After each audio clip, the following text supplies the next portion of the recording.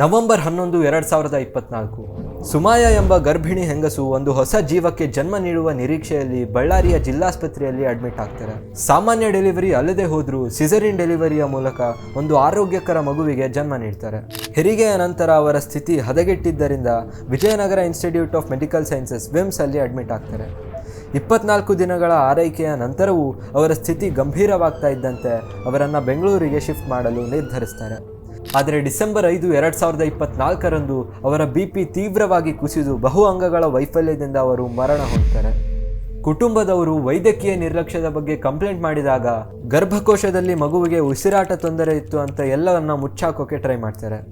ಇದೊಂದೇ ಘಟನೆ ಅಲ್ಲ ಸ್ನೇಹಿತರೆ, ಅದೇ ತಿಂಗಳಲ್ಲಿ ಅದೇ ವಿಮ್ಸ್ ಆಸ್ಪತ್ರೆಯಲ್ಲಿ 5 ಬಾಣಂತಿಯರು ಸಿಸರಿನ್ ಡೆಲಿವರಿ ನಂತರ ಬಹು ಅಂಗಗಳ ವೈಫಲ್ಯದಿಂದ ಮರಣ ಹೊಂದಿದ್ದಾರೆ. ಯಾಕಂದ್ರೆ ಒಂದೇ ತಿಂಗಳಲ್ಲಿ ಬರೋಬ್ಬರಿ 5 ಬಾಣಂತಿಯರು ಸಾವನ್ನಪ್ಪಿದ್ದಾರೆ. ಮೇಲಿಂದ ಮೇಲೆ ಹೆಣ ಬೀಳ್ತಿದ್ರು ಸರ್ಕಾರ ಮಾತ್ರ ಗಡತ್ ನಿದ್ದೆ ಹೊಡಿತಿದೆ.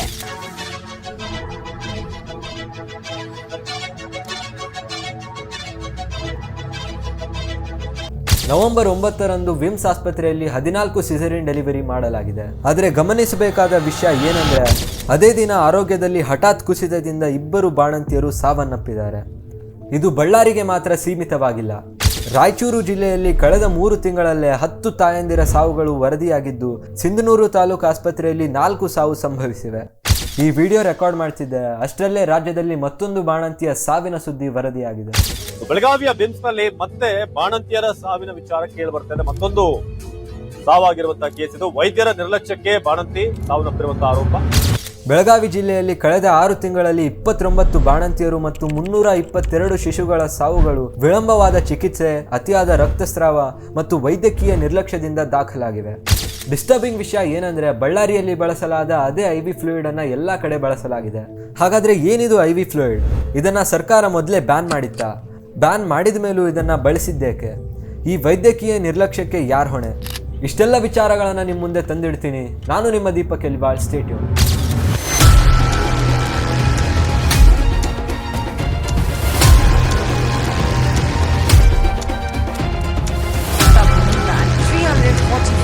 It's big pharma. They decide where to do that.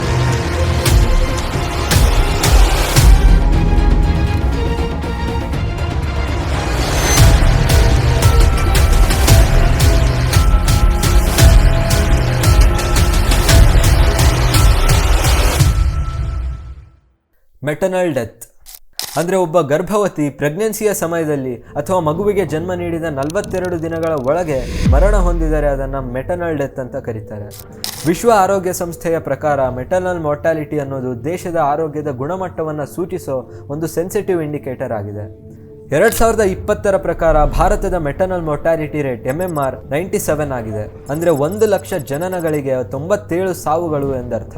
National average MMRಕ್ಕಿಂತ ನಮ್ಮ ಕರ್ನಾಟಕದ MMR ಉತ್ತಮವಾಗಿದ್ರೂ ಸಹ ಕಳೆದ ಕೆಲವು ತಿಂಗಳಲ್ಲಿ ನಡೆದ ಘಟನೆಗಳು ರಾಜ್ಯದಾದ್ಯಂತ ವ್ಯಾಪಕ ಆತಂಕ ಮತ್ತು ಆಕ್ರೋಶಕ್ಕೆ ಕಾರಣವಾಗಿವೆ.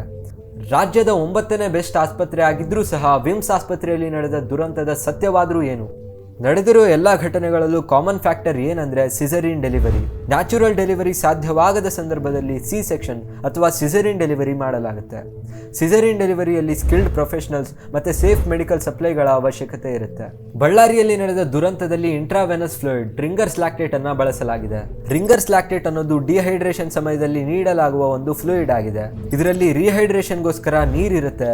ಮಸಲ್ ಮತ್ತೆ ನರ್ವ್ಗಳ ಚಲನೆಯನ್ನ ನಿಯಂತ್ರಿಸಲು ಸೋಡಿಯಂ ಮತ್ತೆ ಪೊಟ್ಯಾಷಿಯಂ ಅಂತಹ ಸಾಲ್ಟ್ಗಳು ಇರುತ್ತೆ. ರಕ್ತದ ಆಸಿಡ್ ಲೆವೆಲ್ ಅನ್ನ ಬ್ಯಾಲೆನ್ಸ್ ಮಾಡೋದಕ್ಕೆ ಲ್ಯಾಕ್ಟೇಟ್ ಅನ್ನೋ ಒಂದು ಮೈಲ್ಡ್ ಕೆಮಿಕಲ್ ಇರುತ್ತೆ. ದೇಹಕ್ಕೆ ವೇನ್ಸ್ಗಳ ಮೂಲಕ ಕ್ವಿಕ್ ಎನರ್ಜಿ ಡ್ರಿಂಕ್ ನೀಡಿದ ರೀತಿ ಇದನ್ನ ನೀಡಲಾಗುತ್ತೆ. ಸೊ ಬಳ್ಳಾರಿಯಲ್ಲಿ ನೀಡಲಾದ ಈ ರಿಂಗರ್ಸ್ ಲ್ಯಾಕ್ಟೇಟ್ ಸೊಲ್ಯೂಷನ್ ಕಲುಷಿತವಾಗಿದೆ ಅಂತ ಇನ್ವೆಸ್ಟಿಗೇಷನ್ ಮೂಲಕ ತಿಳಿದು ಬಂದಿದೆ. ಹಾಗಾದ್ರೆ ಇಷ್ಟು ದೊಡ್ಡ ದುರಂತದ ಹಿಂದಿನ ಕಥೆಯನ್ನ ತಿಳಿಯೋಣ ಬನ್ನಿ.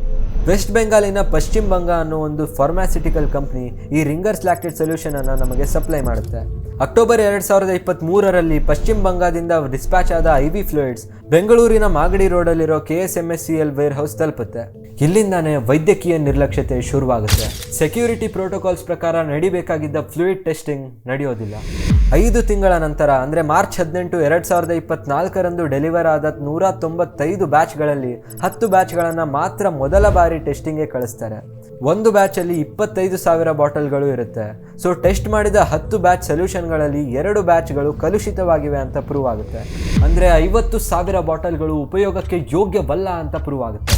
4 ದಿನಗಳ ನಂತರ ಮಾರ್ಚ್ 22, 2024ರಂದು ಕರ್ನಾಟಕ ಸರ್ಕಾರ ಇದನ್ನು ಬ್ಲ್ಯಾಕ್ ಲಿಸ್ಟ್ ಮಾಡುತ್ತೆ. ಏಪ್ರಿಲ್ 4, 2024ರಂದು ಪಶ್ಚಿಮ ಬಂಗ ಕಂಪ್ನಿ ಕೋರ್ಟ್ಗೆ ಅಪೀಲ್ ಮಾಡಿದಾಗ ಕೋರ್ಟ್ ಸ್ಟೇ ಆರ್ಡರ್ ಇಶ್ಯೂ ಮಾಡುತ್ತೆ. ಸ್ಟೇ ಆರ್ಡರ್ ಇಶ್ಯೂ ಆದ ನಂತರವೂ ಅದು ಕಲುಷಿತ ಅಂತ ಗೊತ್ತಿದ್ದ ಮೇಲೂ ಟೆಸ್ಟ್ ಮಾಡದ ಉಳಿದ 185 ಬ್ಯಾಚ್ಗಳನ್ನು ಎಲ್ಲೆಡೆ ಸಪ್ಲೈ ಮಾಡಲಾಗುತ್ತೆ. ಇದೇ ನಿರ್ಲಕ್ಷ್ಯತನ ಮುಂದೆ ದೊಡ್ಡ ದುರಂತಕ್ಕೆ ಕಾರಣವಾಗುತ್ತೆ. ಆದ್ರೆ ಒಂದ್ಸಲ ಬ್ಲಾಕ್ ಲಿಸ್ಟ್ ಗೆ ಆಡ್ ಮಾಡಿದ್ಮೇಲೆ ನೀವು ಅದನ್ನ ಬಳಸೋ ಹಾಗಿಲ್ಲ, ಅವನ್ ಮುನ್ನೆಚ್ಚರಿಕೆ ಇರಬೇಕು. ಆದ್ರೆ ಯಾರೋ ಅಮಾಯಕರು ಸಿಕ್ಕರು ಅಂತ ಹೇಳಿ ಅವರಿಗೆ ನೀವು ಗೊತ್ತಾಗಲ್ಲ ಅಂದ್ಬಿಟ್ರೆ ಎಷ್ಟು ಪ್ರಾಣಗಳು. ಜನರ ಜೀವನವನ್ನು ಉಳಿಸಬೇಕಾಗಿದ್ದ ಈ ರಿಂಗರ್ಸ್ ಲ್ಯಾಕ್ಟೇಟ್ ಸೊಲ್ಯೂಷನ್ ಬದಲಿಗೆ ಜನರ ಪ್ರಾಣವನ್ನು ಬಲಿ ಪಡೆಯುವ ಸೈಲೆಂಟ್ ಕಿಲ್ಲರ್ ಆಗಿಬಿಡುತ್ತೆ. ಉತ್ಪಾದನೆಯ ಪ್ರೋಟೋಕಾಲ್ಗಳಲ್ಲಿ ಭೀಕರವಾದ ಲೋಪಗಳಿಂದ ಬ್ಯಾಕ್ಟೀರಿಯಲ್ ಕಂಟ್ಯಾಮಿನೇಷನ್ ಫಾರ್ಮ್ ಆಗಿ IV ಫ್ಲೂಯಿಡ್ ಕಲುಷಿತವಾಗಿದೆ. ಇದರಿಂದಾಗಿ ಕೆಲವರಿಗೆ kidney failure, multi organ damage, rat fever ಇಷ್ಟೆಲ್ಲ ದೋಷಗಳು ಕಂಡುಬಂದು ಹಲವಾರು ಜನರನ್ನು ಬಲಿ ಪಡೆದಿವೆ. ಬದುಕುಳಿದವರ ಆರೋಗ್ಯ ಸ್ಥಿತಿ ತುಂಬ ಕ್ರಿಟಿಕಲ್ ಆಗಿದೆ. ಇಲ್ಲಿವರೆಗೆ 195 ಬ್ಯಾಚ್ಗಳಲ್ಲಿ ಬರೀ 95 ಬ್ಯಾಚ್ಗಳನ್ನು ಮಾತ್ರ ಟೆಸ್ಟ್ ಮಾಡಲಾಗಿದೆ. ಟೆಸ್ಟ್ ಮಾಡಿದ 95 ಬ್ಯಾಚ್ಗಳಲ್ಲಿ 25 ಬ್ಯಾಚ್ಗಳು ಕಲುಷಿತ ಅಂತ ಪ್ರೂವ್ ಆಗಿದೆ. ಹಾಗಾದರೆ ಉಳಿದ ಬ್ಯಾಚ್ಗಳ ಕಥೆ ಏನು? ಅವುಗಳನ್ನು ರಾಜ್ಯದ ಬೇರೆ ಬೇರೆ ಆಸ್ಪತ್ರೆಗಳಿಗೆ ಸಪ್ಲೈ ಮಾಡಿದರೆ ಇನ್ನು ಎಷ್ಟು ಜೀವಗಳು ಅಪಾಯದಲ್ಲಿವೆ? ಈ ಲ್ಯಾಕ್ ಆಫ್ ಟ್ರಾನ್ಸ್ಪರೆನ್ಸಿ ಮುಗ್ಧ ಜನರನ್ನು, ಅವರ ಕುಟುಂಬಗಳನ್ನು ಬಲಿಪಶು ಮಾಡಿಬಿಡುತ್ತೆ. ಇದು ಬರೀ ನಿರ್ಲಕ್ಷ್ಯತೆ ಅಲ್ಲ, ಕ್ರಿಮಿನಲ್ ಒಫೆನ್ಸ್ ಅಂತ ನಂಗನ್ಸುತ್ತೆ. ಕಳಪೆ ಮೇಲುಸ್ತುವಾರಿ, ಭ್ರಷ್ಟ ಅಭ್ಯಾಸಗಳು, ಹೊಣೆಗಾರಿಕೆಯ ಕೊರತೆ ಇವೆಲ್ಲವೂ ಸಾರ್ವಜನಿಕ ಆರೋಗ್ಯದ ದೃಷ್ಟಿಯಲ್ಲಿ ಕಪ್ಪು ಚುಕ್ಕೆ ಇದ್ದಂತೆ. Public hospitals in India are under funded, under staffed and poorly managed. ಇದರ ಜೊತೆಗೆ ಕರಪ್ಷನ್, ರೆಡ್ ಟೇಪ್ ಪರಿಸ್ಥಿತಿಯನ್ನು ಇನ್ನೂ ಹದಗೆಡಿಸುತ್ತೆ. ಎಷ್ಟೊಂದು ಆಸ್ಪತ್ರೆಗಳಲ್ಲಿ ಎಸೆನ್ಷಿಯಲ್ ಡ್ರಗ್ಸ್ಗಳ stock Indian public health standard ನಾರ್ಮ್ಸ್ಗಿಂತ ತುಂಬ ಕಡಿಮೆ ಇದೆ. ಭಾರತದಲ್ಲಿ 61% ಎಸೆನ್ಷಿಯಲ್ ಡ್ರಗ್ಸ್ಗಳ ಶಾರ್ಟೇಜ್ ಇರೋದು ಸ್ಟಡಿ ಪ್ರಕಾರ ತಿಳಿದು ಬಂದಿದೆ. ವೈದ್ಯಕೀಯ ನಿರ್ಲಕ್ಷ್ಯದಿಂದ ಈ ಥರ ದುರಂತಗಳು ನಡೆದಿರೋದು ಇದು ಮೊದಲನೇ ಬಾರಿ ಏನಲ್ಲ. 2017ರ ಗೋರಖ್ಪುರ್ ದುರಂತ ನೆನಪಿಸ್ಕೊಳ್ಳಿ. ಆಕ್ಸಿಜನ್ ಕೊರತೆಯಿಂದ 2 ದಿನಗಳಲ್ಲಿ 30 ಮಕ್ಕಳು ಬಲಿಯಾಗಿದ್ದರು. ಇಷ್ಟೆಲ್ಲ ಆದಮೇಲೂ ದಿ ಪ್ಯಾಟರ್ನ್ ಈಸ್ ಕ್ಲಿಯರ್. ಮೊದಲು ಜನರ ಜೀವನ ಬಲಿಯಾಗುತ್ತೆ, ನಂತರ ವಿಚಾರಣೆಗಳಿಗೆ ಭರವಸೆ ನೀಡಲಾಗುತ್ತೆ. ಸಮಯ ಕಳೆದಂತೆ ಮತ್ತೆ ಅದೇ ಕತೆ ರಿಪೀಟ್ ಆಗುತ್ತೆ. ತೀರ್ಕೊಂಡಿರೋ ಬಾಣಂತಿಯರು ಮತ್ತು ಗರ್ಭವತಿ ಮಹಿಳೆಯರ ಕುಟುಂಬಕ್ಕೆ 5 ಲಕ್ಷ ಪರಿಹಾರವನ್ನು ನೀಡುವುದಾಗಿ ಸರ್ಕಾರ ತೀರ್ಮಾನಿಸಿದೆ. ಇದರಲ್ಲಿ ಪಾಲಿಟಿಕ್ಸ್ ಇನ್ವಾಲ್ವ್ ಮಾಡೋದರ ಬದಲು ಇದಕ್ಕೆ ತಕ್ಕ ಆ್ಯಕ್ಷನ್ ತಗೋಬೇಕಾಗಿರೋದು ಮೊದಲ ಆದ್ಯತೆ ಆಗಬೇಕು. ಮೊಬೈಲ್ ಕೆಟ್ಟೋದ್ರೆ ಹೊಸ ತಗೋಬೋದು, ಬಟ್ ಜನರ ಜೀವನ ಹಾಗಲ್ಲ. Guilty should be punished. ಇದಕ್ಕೆ ವ್ಯತಿರಿಕ್ತವಾಗಿ ಸಂಪೂರ್ಣ ಗುಣಮಟ್ಟದ ಪರಿಶೀಲನೆ ಇಲ್ಲದೆ ಮೆಡಿಕಲ್ ಸಪ್ಲೈಗಳನ್ನು ವಿತರಿಸೋದಿಲ್ಲ ಅನ್ನೋ ತಮಿಳುನಾಡಿನ ನಿರ್ಧಾರ ಎಲ್ಲರಿಗೆ ಮಾದರಿಯಾಗಿದೆ. ಪ್ರತಿ ವೈದ್ಯಕೀಯ ಸಪ್ಲೈಗಳ ವಿತರಣೆ ಮುನ್ನ ಥರೋ ಕ್ವಾಲಿಟಿ ಚೆಕ್ ಮಾಡುವುದು ಕಡ್ಡಾಯ ಮಾಡಬೇಕು. ಇನ್ಮೇಲಾದರೂ ಎಚ್ಚೆತ್ತು ಇಂಥ ಘಟನೆಗಳು ಮುಂದೆ ನಡೀದೇ ಇರೋ ಥರ ಸ್ಟ್ರಿಕ್ಟ್ ಆ್ಯಕ್ಷನ್ ತಗೋಬೇಕು ಅನ್ನೋದು ನನ್ನ ವಿನಂತಿ. ಈ ವಿಡಿಯೋವನ್ನು ಶೇರ್ ಮಾಡಿ ಜಾಗೃತಿ ಮೂಡಿಸಿ, ಮತ್ತು ಇನ್ಮುಂದೆ ಯಾವುದೇ ಕುಟುಂಬಕ್ಕೆ ಈ ರೀತಿಯ ತೊಂದರೆ ಆಗದಂತೆ ನೋಡ್ಕೊಳ್ಳೋಕ್ಕೆ ಸರ್ಕಾರಕ್ಕೆ ನನ್ನ ಮನವಿ. Together let's ensure accountability and build a future where no life is lost to negligence. Together we can force our leaders to act. Hi, first of all I'm so sorry, ಎಷ್ಟೊಂದು ದಿನ ಆಗಿತ್ತು ವಿಡಿಯೋ ಅಪ್ಲೋಡ್ ಮಾಡಿರಲಿಲ್ಲ. Almost 1 month ಆಗೋಯ್ತು ಅನಿಸುತ್ತೆ. ಎಷ್ಟೊಂದು ಜನ message ಕೂಡ ಮಾಡ್ತಿದ್ರಿ ನೆಕ್ಸ್ಟ್ ವಿಡಿಯೋ ಯಾವಾಗ ಅಂತ. ಸೊ ಏನಾಗಿತ್ತು ಅಂದರೆ ಇಷ್ಟು ದಿನ ಕಾಲೇಜ್ ಎಕ್ಸಾಮ್ಸ್ ಅಂತ ತುಂಬ ಹೆಕ್ಟಿಕ್ ಆಗೋಗಿತ್ತು. ವಿಡಿಯೋ ಮಾಡೋಕ್ಕೆ ಟೈಮೇ ಸಿಕ್ಕಿರಲಿಲ್ಲ. ನಿನ್ನೆ ರಾತ್ರಿ ವಿಡಿಯೋ ಎಡಿಟ್ ಮಾಡೋಕ್ಕೆ ಸ್ಟಾರ್ಟ್ ಮಾಡಿದ್ದೆ. ಇವಾಗ ಆಲ್ಮೋಸ್ಟ್ 5:30 ಆಗಿದೆ. ನನ್ನ ರೂಮೇಟ್ ಇನ್ನೂ ಮಲಗಿದ್ದಾನೆ, ಅದಕ್ಕೆ ಮೆಲ್ಲಕ್ಕೆ ಮಾತಾಡ್ತಿದ್ದೀನಿ. ಸೊ ಇವಾಗ ನ್ಯೂ ಇಯರ್ ರೆಸಲ್ಯೂಷನ್ ಅನ್ಕೋತಿರೋ ಬಟ್ ಕನ್ಸಿಸ್ಟೆಂಟ್ ಆಗಿರೋದಕ್ಕೆ ಐ ಹ್ಯಾವ್ ಡಿಸೈಡೆಡ್ ಸಮಥಿಂಗ್. ಇವಾಗ ಪ್ರತಿ ವಾರ ಒಂದೊಂದು ವೀಡಿಯೋ ಅಪ್ಲೋಡ್ ಮಾಡಬೇಕು ಅಂತ ಅಂದ್ಕೊಂಡಿದ್ದೀನಿ. ಸೊ ಪ್ರತಿ ಶನಿವಾರ ಸಂಜೆ 5 ಗಂಟೆಗೆ ವೀಡಿಯೋ ಪಬ್ಲಿಕ್ ಆಗುತ್ತೆ. ಡಿಲೇ ಆಗಬಾರ್ದು ಅಂತ ಆದಷ್ಟು ಟ್ರೈ ಮಾಡ್ತೀನಿ. ಸೊ ಇದನ್ನು ಒಂದು ಹ್ಯಾಬಿಟಾಗಿ ಮಾಡ್ಕೋಬೇಕು ಅಂದ್ಕೊಂಡಿದ್ದೀನಿ. ಇನ್ಮೇಲಿಂದ ವೀಡಿಯೋಸ್ ಬರ್ತಿರುತ್ತೆ, ನೋಟಿಫಿಕೇಷನ್ಸ್ ಆನ್ ಮಾಡ್ಕೊಳ್ಳಿ. ಮತ್ತು ನನ್ನ ಚಾನಲ್ಗೆ ಹೊಸ್ದಾಗಿ ಬಂದಿರೋರಿಗೆ ನಾನು ಯಾರಂತ ಗೊತ್ತಿಲ್ಲ ಅಂದರೆ I'm Deepak Elival, first year engineering student. ಸರಿ, ಮತ್ತೆ ಸಿಗೋಣ, ಬಾಯ್. ಈ ವಿಡಿಯೋ ಇಷ್ಟ ಆಗಿದ್ದರೆ ಲೈಕ್ ಮಾಡಿ, ಶೇರ್ ಮಾಡಿ. ಮತ್ತೊಂದು ಇಂಟ್ರೆಸ್ಟಿಂಗ್ ವಿಡಿಯೋ ಜೊತೆಯಲ್ಲಿ ಬಿ ಬ್ಯಾಕ್ ಸೂನ್ ಅಂತ ಹೇಳ್ತಾ ನಾನು ನಿಮ್ಮ ದೀಪಕ್ ಎಲಿವಾಳ್ ಸೈನಿಂಗ್ ಆಫ್. ಸಂಸ್ಕೃತಿಯಲ್ಲಿ ಕನ್ನಡವೇ ಮೊದಲು, ಕನ್ನಡದ ಮಾತುಗಳು ಸಮುದ್ರದ ಕಡಲು, ಕನ್ನಡಿಗರು ಬರಿ ಪ್ರೀತಿಯನ್ನು ಹಂಚಲು.